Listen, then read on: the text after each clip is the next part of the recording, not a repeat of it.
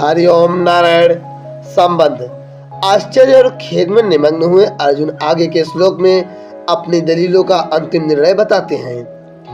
यदि माम प्रतीकार मशस्त्रम शस्त्र पाणय धार्तराष्ट्रारणे हन्योस्तन्मे क्षेमतरम भवेत्। यदि माम क्षेमतरम भवेत्। अर्जुन कहते हैं कि अगर मैं युद्ध से सर्वथा निवृत्त हो जाऊंगा तो शायद ये दुर्योधन आदि भी युद्ध से निवृत्त हो जाएंगे, कारण कि हम कुछ चाहेंगे ही नहीं, लड़ेंगे भी नहीं, तो फिर ये लोग युद्ध करेंगे ही क्यों। परंतु कदाचित जोश में भरे हुए तथा हाथों में शस्त्र धारण किए हुए ये धृतराष्ट्र के पक्षपाती लोग सदा के लिए हमारे रास्ते का कांटा निकल जाए, बैरी समाप्त हो जाए, ऐसा विचार करके सामना न करने वाले तथा शस्त्र रहित मेरे को मार भी दे तो उनका वह मारना मेरे लिए हितकारक ही होगा, कारण कि मैंने युद्ध में गुरुजनों को मारकर बड़ा भारी पाप करने का जो निश्चय किया था, उस निश्चय रूप पाप का प्रायश्चित हो जाएगा। उस पाप से मैं शुद्ध हो जाऊंगा। तात्पर्य है कि मैं युद्ध नहीं करूंगा तो मैं भी पाप से बचूंगा और मेरे कुल का भी नाश नहीं होगा। जो मनुष्य अपने लिए जिस किसी विषय का वर्णन करता है उस विषय का उसके स्वयं पर असर पड़ता है। अर्जुन ने भी जब शोकाविष्ट होकर 28वें श्लोक से बोलना आरंभ किया तब वे उतने शोकाविष्ट नहीं थे जितने वे अब शोकाविष्ट हैं। पहले अर्जुन युद्ध से उपरत नहीं हुए, पर शोकाविष्ट होकर बोलते बोलते अंत में वे युद्ध से उपरत हो जाते हैं और बाण सहित धनुष का त्याग करके बैठ जाते हैं। भगवान ने यह सोचा कि अर्जुन के बोलने का वेग निकल जाए तो मैं बोलूं, अर्थात बोलने से अर्जुन का शोक बाहर आ जाए, भीतर में कोई शोक बाकी न रहे, तभी मेरे वचनों का उस पर असर होगा।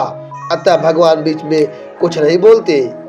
विशेष बात, अब तक अर्जुन ने अपने को धर्मात्मा मानकर युद्ध से निवृत्त होने में जितनी दलीलें युक्तियां दी हैं, संसार में रचे पचे लोग अर्जुन की उन दलीलों को ही ठीक समझेंगे और आगे भगवान अर्जुन को जो बातें समझाएंगे उनको ठीक नहीं समझेंगे। इसका कारण यह है कि जो मनुष्य जिस स्थिति में है उस स्थिति की उस श्रेणी की बात को ही वे ठीक समझते हैं, उससे ऊंची श्रेणी की बात वे समझ ही नहीं सकते। अर्जुन के भीतर कौटुंबिक मोह है और उस मोह से आविष्ट होकर भी वे धर्म की साधुता की बड़ी अच्छी अच्छी बातें कह रहे हैं। अतः जिन लोगों के भीतर कौटुंबिक मोह है उन लोगों को ही अर्जुन की बातें ठीक लगेंगी, परंतु भगवान की दृष्टि जीव के कल्याण की तरफ है कि उसका कल्याण कैसे हो। भगवान की इस ऊंची श्रेणी की दृष्टि को वे लौकिक दृष्टि वाले लोग समझ ही नहीं सकते, अतः वे भगवान की बातों को ठीक नहीं मानेंगे, प्रत्युत ऐसा मानेंगे कि अर्जुन के लिए युद्ध रूपी पाप से बचना बहुत ठीक था, पर भगवान ने उनको युद्ध में लगाकर ठीक नहीं किया। वास्तव में भगवान ने अर्जुन से युद्ध नहीं कराया, प्रत्युत उनको अपने कर्तव्य का ज्ञान कराया है। युद्ध तो अर्जुन को कर्तव्य रूप से स्वतः प्राप्त हुआ था, अतः युद्ध का विचार तो अर्जुन का खुद का ही था। वे स्वयं ही युद्ध में प्रवृत्त हुए थे, तभी वे भगवान को निमंत्रण देकर लाए थे, परंतु उस विचार को अपनी बुद्धि से अनिष्टकारक समझकर वे युद्ध से विमुख हो रहे थे, अर्थात अपने कर्तव्य के पालन से हट रहे थे। इस पर भगवान ने कहा कि यह जो तू युद्ध नहीं करना चाहता यह तेरा मोह है, अतः समय पर जो कर्तव्य स्वतः प्राप्त हुआ है उसका त्याग करना उचित नहीं है।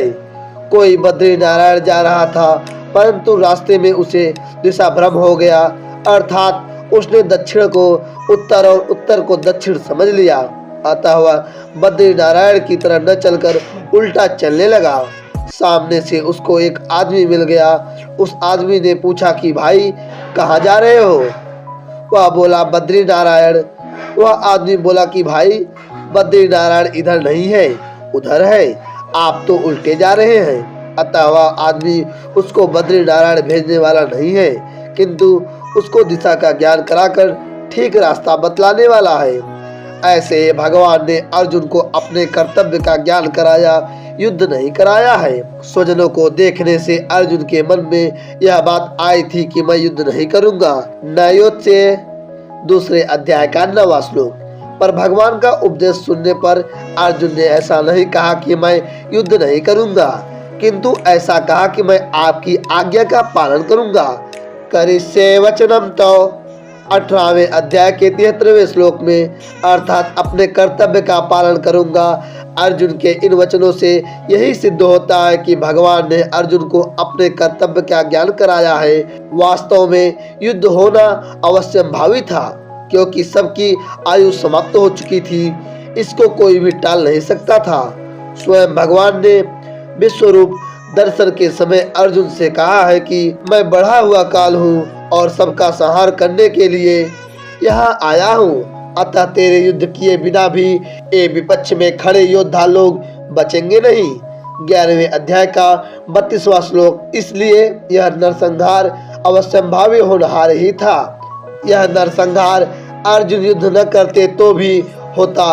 अगर अर्जुन युद्ध नहीं करते तो जिन्होंने माँ की आज्ञा से द्रौपदी के साथ अपने सहित 5 भाइयों का विवाह करना स्वीकार कर लिया था, वे युधिष्ठिर तो माँ की युद्ध करने की आज्ञा से युद्ध अवश्य करते ही।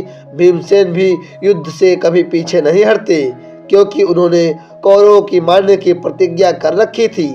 द्रौपदी ने तो यहाँ तक कह दिया था कि अगर मेरे पति पांडव कौरवों से युद्ध नहीं करेंगे तो मेरा पिता द्रुपद, भाई धृष्टद्युम्न और मेरे 5 पुत्र तथा अभिमन्यु कौरवों से युद्ध करेंगे।